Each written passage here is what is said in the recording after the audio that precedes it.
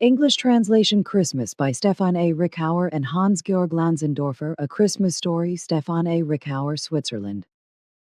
Who doesn't celebrate it? The day of the birth of Jesus Christ, the supposed Saviour and Redeemer. The celebration of God's incarnation, with which Jesus descended into the history of human beings to share in their joys and sufferings and to give everyone new hope. The holy celebration of the consecrated night, with which God reveals himself to human beings in a wise way that could not be more overwhelming. Overwhelming? Correct, because the true roots of this supreme Christian festival are in fact overwhelmingly un-Christian. Once you fight your way through the rampant, creeper-like undergrowth of Christian historical heresies and use the machete of real facts, the true and original roots of the Christian Christmas festival quickly come to light. Unfortunately, right at the beginning of this short excursion into the history of Christmas, we have to let go of the familiar idea that little Jesus saw the light of day on the 25th of December, because there is not a single piece of evidence for this, not even a Christian one. However, it would be completely wrong to conclude from this that this meaningful Christian religious act was more or less arbitrarily set on this date, because arbitrariness played and still plays a rather undesirable role in the great stage play Enslavement of a World. However, it is not only the setting of the date, but also the holy festival itself that gives rise to a wide range of critical reflections and analyses. Originally, the still very young Christianity only knew the annual Passover, which even then was closely modeled on the Jewish festival of the same name. The Christian Passover was soon interwoven with the idea of the miraculous resurrection of Jesus and celebrated accordingly with a festive meal. For a long time, the day of Jesus' birth was not clothed in a religious festival. On the contrary, the idea of God becoming man was initially even severely persecuted, as it was too similar to the natural pagan idea that gods could simply be conceived and born. Not with the birth of Christ, but only with his resurrection did the divine manifest itself in him, the Christians argued. Later, the Passover became Easter by competing with the pagan festival Alban Ilia, which was dedicated to the goddess of young light and life, Ostara. It was not until 3 centuries later that the balance shifted in favor of Christmas. As religious festivals and rites are closely linked to the cultural, political, and social development of a people, some historical facts must be pointed out to clarify the origin of Christmas. The time around the birth of Christ was characterized by wars, conquests, and the constant rise and fall of entire cultures. Military strength ensured the survival of the civilizations of that time, as weak cultures were sooner or later conquered, assimilated, or even completely destroyed. Some civilizations also played a decisive role in the often cruel game of world division, including Greece. Greece's influence became increasingly important with the victorious end of the wars against the Persian Empire in 448 BC. As Athens, supported by a mighty naval fleet, also dominated overseas trade, which formed the basis of a flourishing civilization. It was the time of Socrates, Plato, and Aristotle. Magnificent temples still bear witness to Greece's cultural heyday, which also impressively reflects the polytheistic Hellenistic worldview in architectural terms. Philip of Macedon, who later became Yugoslavia, completely extinguished Greece's freedom by defeating the Athenians and Thebans in 338 BC. The Greeks had to recognize him unconditionally as their commander-in-chief in the planned war against the Persians. The Persian Empire, on the other hand, expanded enormously under the conquests of King Darius II. In 500 BC, it encompassed the Babylonian Empire, Egypt, the Indo-European Empire of the Medes, Asia Minor, and large parts of the territories west of the Indus. The way in which the Persians conquered foreign cultures was unusual. They left the conquered people their religion and their rulers, appointed officials to control them, and only demanded tribute payments and unconditional military service. Nevertheless, in this wise, the Persian religion and culture spread far into the then-known world. It was Philip's son, Alexander the Great, who conquered the entire Persian Empire as far as India around 330 BC, hoping that by wiping out the Greeks' arch-enemy, he would finally be recognized as a true Greek himself. His father was a Macedonian. In his global empire, he endeavored to unite all peoples, thus introducing a uniform currency for the entire empire and ushering in a period of economic prosperity. However, his early death led to power struggles, from which three empires eventually emerged: Egypt, Syria, and Macedonia, with Greek expansion and the division of the Roman Empire in the 2nd century AD, borderline of Roman expansion. Division of the territories. A large number of Greeks then settled in the conquered territories, especially in the many newly founded cities. In the age of Hellenism, Greek thought and Greek art penetrated the Near East and North Africa. Greek became the world language. In contrast, the Roman Republic, founded around 510 BC, gained control over almost all of central Italy in little more than 2 centuries, initially in a struggle with its neighbors. In the 3rd century BC, the dispute over the possession of Sicily led to a clash between Rome, the largest land power, and Carthage, the great maritime and trading power. Rome's supremacy in the Western Mediterranean was only finally secured with its victory in Spain and Africa. In the course of the first half of the 2nd century, the Romans destroyed all of Alexander the Great's successor empires, with the exception of Egypt.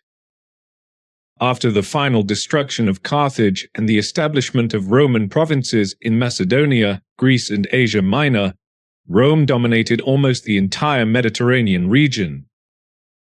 In 51 BC, Gaul was assimilated, and in 31 BC, Egypt also did not escape Roman conquest under the rule of Cleopatra. In the course of its vast expansion, Rome thus encountered countless cultures with their own, often ancient religions, rites, and cults, which often mingled with the Roman ones or even replaced them completely. Rome became a melting pot of many individual New Age currents. Greek, Roman, Persian, Etruscan, Latin, Samnite, Syrian, Egyptian, Nabatean, Germanic, Celtic, Gallic, Breton, Phrygian, and Montanist ideas were all mixed together, to name but a few.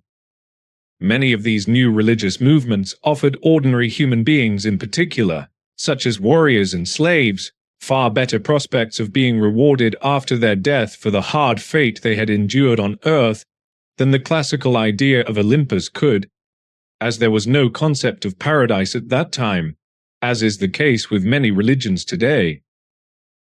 It was Hades, the dark underworld, that awaited them. However, Rome also knew rituals and ceremonies as important components of religion, as they represented rays of hope in the otherwise quite simple lives of the general, ordinary population. During the days of the 17th to the 24th of December, Rome celebrated the Saturnalia, a festive period in which all social rules and class distinctions were abolished in honor of the god Saturnus. The masters served the slaves for the duration of the festival, gifts were given to each other, and the celebration was crowned with extensive feasts and orgies. The Roman god Saturnus was equated with the Greek Kronos, the god of harvest and fertility. Kronos, in turn, was later often confused with Kronos, who personified time. An early commentary by Pindar Olympian Odes Tetu 33 reports that the Aeolian year was reckoned from the first full moon of the winter solstice. The ruler of the first half of the year was Cronus Iphicles, who was killed by Zeus Heracles at the turn of the second half.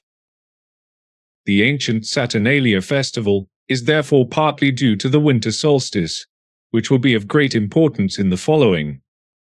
around the new religions, which were mixed in from foreign cultures. So-called mystery cults formed, which were only accessible to initiates, whereby old Greek and Roman gods were also clothed in new cults.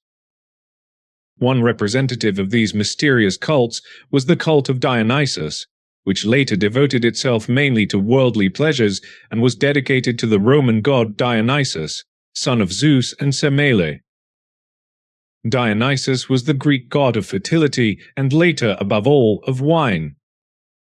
After the death of his mother, who was killed by a trick of Hera, he was sewn into Zeus's thigh and carried to term. After his birth, he was cared for by the nymphs of Nysa, who were later rewarded with a place in heaven as the stars of the Hyades.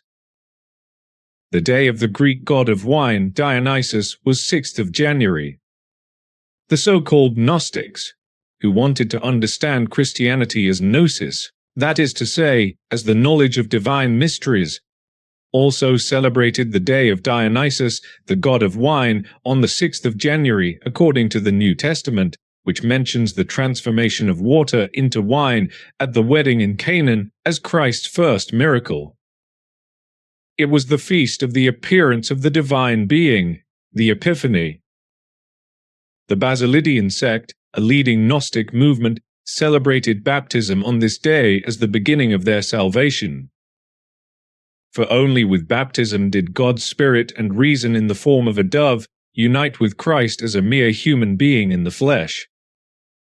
The foreign gods were also clothed in these mystery cults, which initially had a deterrent effect on many, but then became all the more attractive.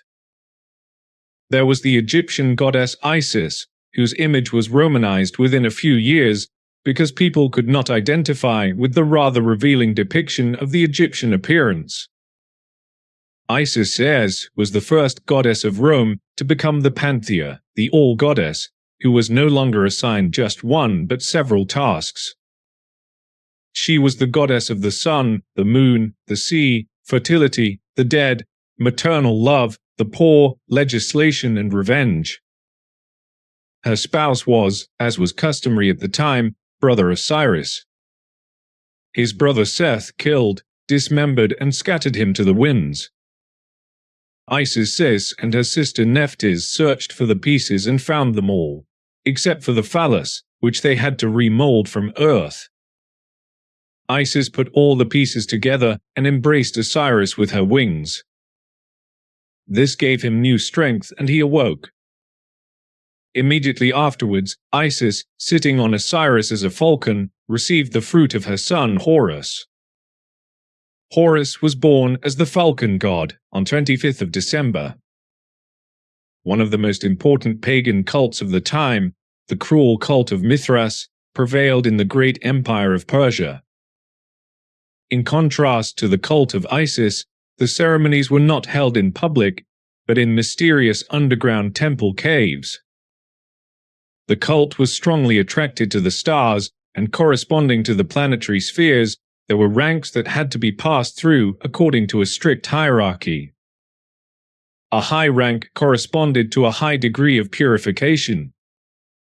At the end of the hierarchy was the eternal light. According to legend, Mithras killed the Urtine bull and formed the world from his blood and flesh. It is hardly surprising that this cult was very popular in Rome, especially among soldiers and warriors. Mithras, god of eternal light, was said to have sprung from the rock of a cave at night, on the 25th of December. Light, and therefore the sun, was worshipped as a symbol of life, especially in Nordic regions. Of all the Germanic gods, Baldur, son of Odin, and his wife Frigg came closest to the essence of a sun god. However, as the sun was considered feminine in the north, he was called the son of the sun. He embodied all the values that seemed to emanate from the sun: light, warmth, purity, spirit, and healing. The myth tells of a seeress who prophesied Baldur's early death. Frigg, his mother, then sent messengers to all the creatures of earth and made them swear never to harm Baldur. They all swore because they all loved him, but the messengers had overlooked one creature because it was so inconspicuous: mistletoe.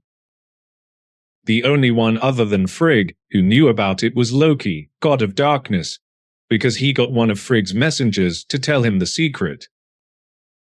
Everyone celebrated Baldur's immortality, and they had fun throwing all sorts of things at him, as nothing in the world could harm him.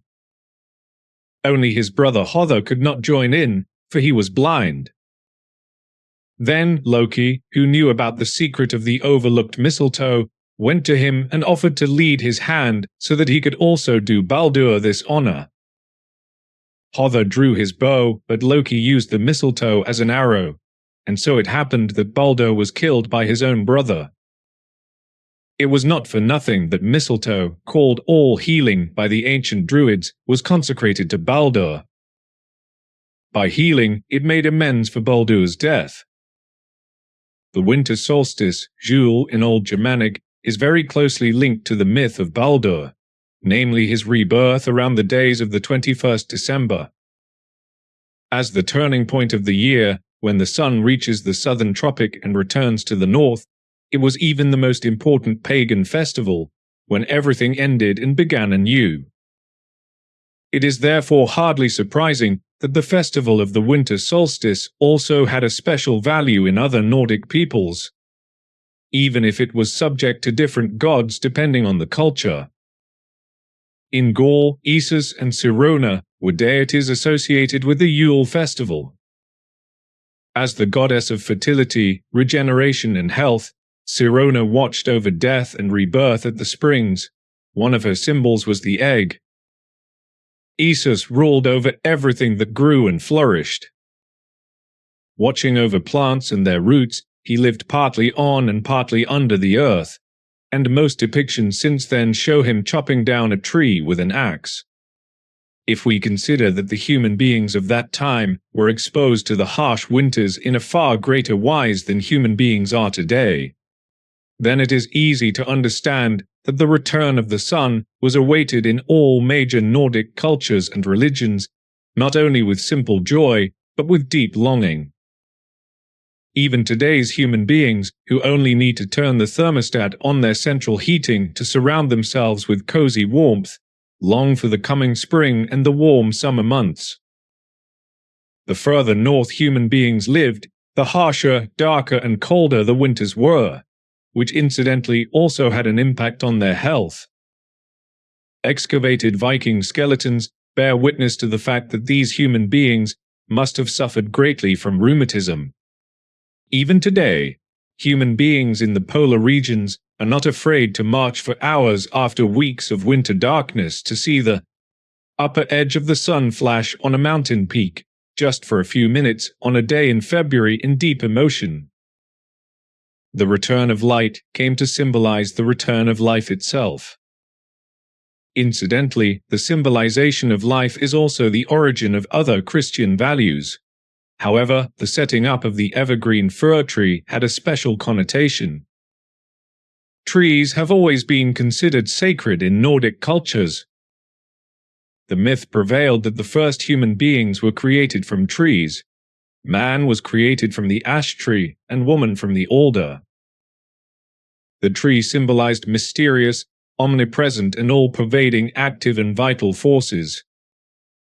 People brought it into their homes and decorated it with lights made from beeswax.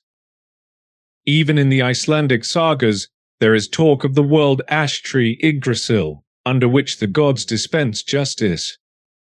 It is also worth remembering the Donar oak that Boniface felled near Geismar, and the village lime trees under which the thing was held. The Germanic peoples' army and court meeting in the presence, so to speak, of the divine elemental power that was expressed in the secret growth of the tree. The tribal shrine of the Irminons, who according to Tacitus populated northern Germany, was the Irminsul, a tree of life symbol with leafy shoots extending out on both sides. The later emblem of German emperors, the scepter, can also be traced back to the Irminsul in a modified form and appearance. The Christian religion also initially fought the pagan custom of worshipping the tree with all its might. In the 17th century, the Strasbourg authorities issued a decree against the pagan custom at Christmas time of decorating Christmas trees with sweets and dolls, and then plundering them.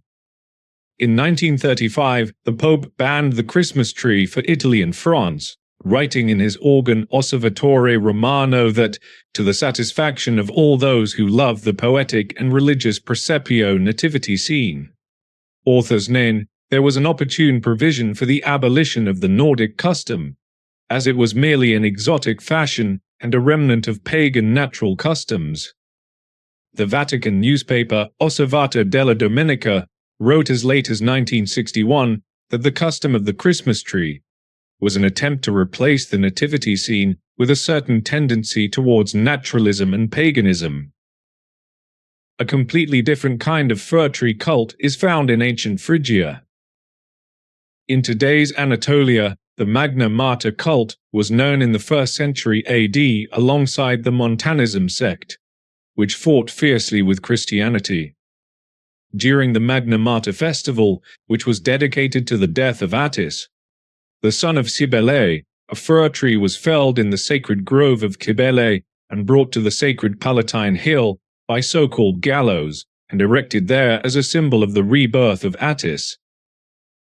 During the procession through the city, the tree was accompanied by these Gauls who beat their palms against their chests, wailing. During the following days of the festival, the lamentation over Attis' death grew to a frenzy. To the sound of the cymbal, the flute and the horn, with fluttering hair and howling, throwing their heads and bodies wildly to and fro, the servants of the Great Mother whipped their bodies bloody, with sacred pine branches and terrible scourges with sharp animal bones woven into them. They mauled their arms and shoulders with knives until the bloody orgies of the festival culminated in self-castration. Despite the cruelty of this cult, the tree was also regarded here as a symbol of returning life. In a derived form, the symbol of light found its way into the Advent wreath, which, however, only came into being in the 19th century. The Protestant pastor Johann Hinrich Wieschen is said to have hung an Advent chandelier with 24 candles for the first time in 1860. Another Christian custom is particularly well known in European countries, the visit of Knecht Ruprecht. The ancient Germanic roots are barely visible, as Ruprecht is the Germanic sky god Wotan himself. He was called Wotani Ruobarat, Wotan, the glorious one. Old High German Ruot equals glory, Berat equals shining, splendid. Gradually his epithet became his main name. People spoke of the glorious one, meaning Wotan, in a similar wise to the way we speak of Christ today, although this was also only a Greek epithet, the anointed one. Ruprecht also originally carried the tree of life in his hands as a symbol, with which he allowed the mysterious growth and life forces of the tree to flow over to the children by touching them. The extent to which the cult religion of Christ was and is a master of fatal and malicious shifts in meaning was and is revealed by this example in particular. The friend of children with the healing branch of the tree of life became the terror of children with the fearful and terrifying instrument of chastisement, the rod. The cloud-powerful and glorious Wotan was degraded to a servant, the unfree and subservient spirit of Christian ideology. Scholars argue about the dating of Christmas. The first attempt to date Christ's birthday was made in 217 AD by Pope Hippolyte, who wanted to unite all pagan cults under the benevolent umbrella of Christianity for the first time. At that time, Christianity was only just consolidating itself as a church and was faced with many powerful and sometimes deeply rooted cults. So an ingenious, strategic idea had to be found that would eclipse everything known to date. But how were so many different cults to be united, which often had virtually nothing in common? The following masterful move reveals the true genius of Christian enslavement. The common denominator of all cults was sought, and the emergence of the unifying new faith was built on this, the faith in Christ.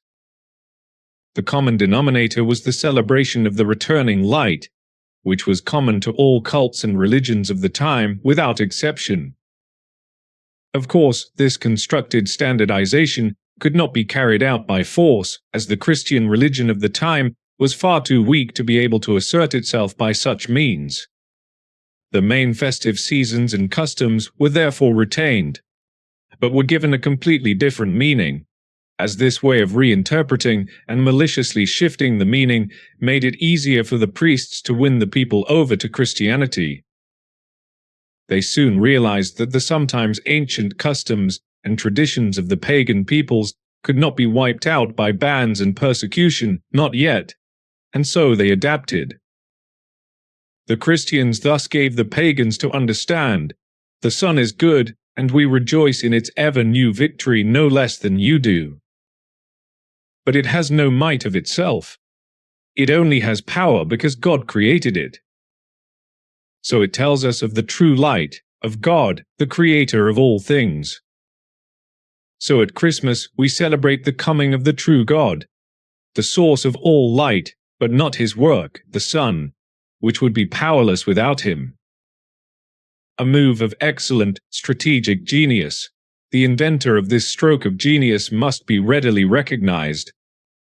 The constructed definition of the origin of Christianity only became established under Pope Liberius in 354 AD. It became a dogma, that is to say, an article of faith, at the Second Council of Constantinople in 381 AD under Emperor Theodosius. It was not until the 7th and 8th centuries that the custom became established in Europe. In 813 AD, the Synod of Mainz officially declared this day to be the feast of the birth of Christ. In 1913, Arnold Meyer wrote in his book Das Weihnachtsfest, seine Entstehung und Entwicklung about the actual, pagan origin of Christmas. But this is no dishonor to the festival. It is thus a proper combination of Christianity and folklore, and if the wishes and beliefs of peoples and times have given it shape and ever new forms from the beginning, if in particular the senses and longings of our ancestors have also been expressed in it, then this is a reflection of the fact that light and comfort in Christ has appeared to all peoples and also to our people. Comment. Dear Mr. Meyer, Christmas is not an expression of senses and longings. It is the violent superimposition of all the deeply rooted festivals that once expressed senses and longings, as you wrote. There has never been a right connection between the people and Christianity, for how can a connection be right if it is built on Gewalt, murder, persecution, manslaughter, subjugation, and enslavement? How can there be a true connection to a people if they, the people, are robbed of everything that was once an expression of their meaning and longing? How can light and comfort have appeared to all these peoples if their own roots have been torn out and they have been thrown into the blazing fire of Christian damnation? The human being celebrating Christmas today is certainly not to be criticized negatively. However, they should do so in the knowledge that Christian values were not originally associated with this custom at all, or that this new connection was created very violently. He should remember that it is actually the celebration of life and not the celebration of an evil cult of man, which had its faith-based, constructed beginning with the alleged incarnation of God. Christmas is originally the celebration of light, and thus of life itself, not, as Christianity maliciously insinuates, the celebration of the birth of its enslaving and all-destroying cult. There is a deep meaning in the customs. They must be honored. Friedrich von Schiller. My dear trees. Look at my dear trees, how they stand so magnificently, on all the branches adorned with beautiful wreaths. From bottom to top, on every little twig, it hangs white and delicate, soft and curled, and could not be more beautiful. and all the trees around, far and wide, stand there, decorated with the same honor, in the same magnificence. And every farmer can look at them, can walk underneath them, and take joy in them, and be happy about them. You city folk have many beautiful things, much beauty everywhere, credit and money and golden rings, and banks and stock exchanges. But alder, oak, willow, and spruce, with wreaths near and far, you will never have such things, you dear, rich gentlemen. Matthias Claudius. The Christmas Party from an Educational Perspective by Hans-Georg Lanzendorfer, Switzerland. Christmas is just around the corner. For many parents who have a negative attitude towards the Christian religion, this time is not easy. Especially not if their children are at an age when, from a developmental psychology perspective, imitating playmates or emulating role models of all kinds is highly topical. Christmas is traditionally the time for presents and family celebrations, because that's the way it's always been, and it's just what you might do. But this ill-considered view and traditional opinion is precisely where the error lies, because it hasn't always been like this. This custom has only developed into its current form over the past few centuries. Even the so-called Christmas tree or tree of lights has been in the Christmas parlors of Christian human beings for less than 150 years. This relatively young custom only developed in our regions at the end of the history of Christian development. The aim of the Christian church movement has always been to conceal the numerous and old pagan festivals and celebrations with Christian culture and its customs. Children are little adults. They ask questions about all kinds of everyday topics. Questions from whose answers even adults would still have a lot to learn. Children are very vulnerable beings. But they are by no means so immature, uneducated, and incapable that they are unable to distinguish the connections between religions and invented stories and human fantasies when these connections are explained to them. They are also much better at separating themselves from old habits than adults, whose psyche may have become accustomed to certain conditions, comforts, habits, routines, ceremonies, or behaviors over decades. In short, it is perfectly possible to explain to a child that there are a wide variety of cultures, ways of life, and lifestyles in our earth world. Children also understand, according to their own standards, that these are as diverse and innumerable as the multitude of life forms that exist in the universal nature. This is why there are cultures and civilizations all over the world that have created certain festivals and ceremonies according to their environment and their way of life. In Munich, for example, there are beer festivals. In small villages, there are fairs. Many small and large festivals have arisen from a community need. And all of these festivals represent or characterize a certain lifestyle, a certain attitude to life or attitude of the festive people. In her book, Myths from the Beginning of the World, Suzanne Hansen describes a large number of origin stories from a wide variety of cultures published by Patlock Verlag Augsburg in 1991. The Indians, for example, believe in a creational force that they call Manitou. The Brahmins believe in the sleeping and creating Brahma, who in turn represents a creational force.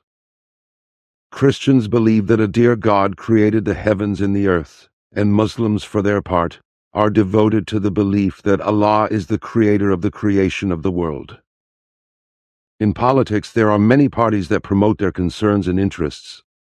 There are associations, federations in communities and sports, politics, leisure, etc., that have divided themselves into interest groups and proclaim their views and opinions as the particularly good or the correct for human beings.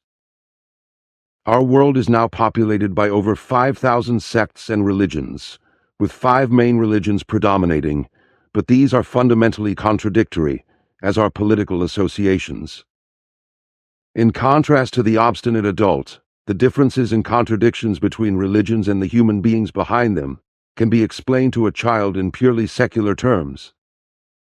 For example, that human beings have always been concerned with the subject of the creation of the world, but that they have never been able to agree on who or what created nature in the entire universe.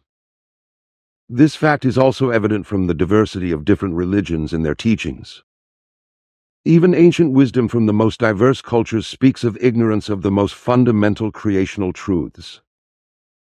For example, in the words of an ancient Inuit from the Noatak River, who is said to have said the following, "No one can know anything with certainty about the beginning of all life. But if you open your eyes and ears and remember what the ancients tell you, you will have some knowledge that can fill the emptiness of our thoughts." The child may wonder why so many adult human beings argue about how the world really came into being.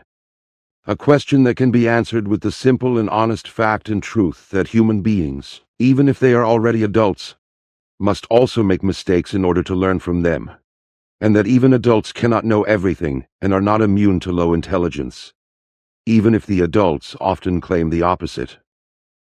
In short, the truth about the ignorance of human beings should not be withheld from the child openly and honestly.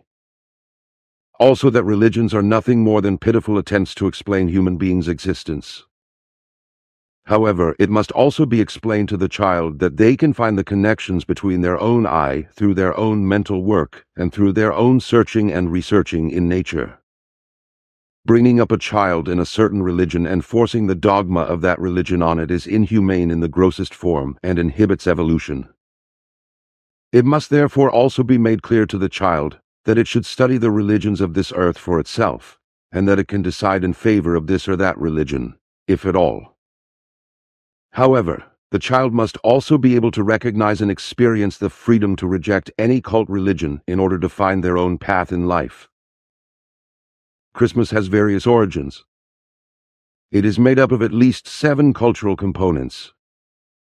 An interesting historical fact that can also be explained to a child. Just as Shrove Tuesday or other festivals or anniversaries are celebrated, Christmas is also celebrated. It is simply a festival of gifts, which will perhaps continue to be celebrated as such one day when the Christian Christmas no longer exists. It may then simply be called the Festival of Gifts or Gift Celebration, etc. So basically, there are no reasons not to celebrate Christmas with a child, just as there's no reason not to celebrate St. Nicholas Day.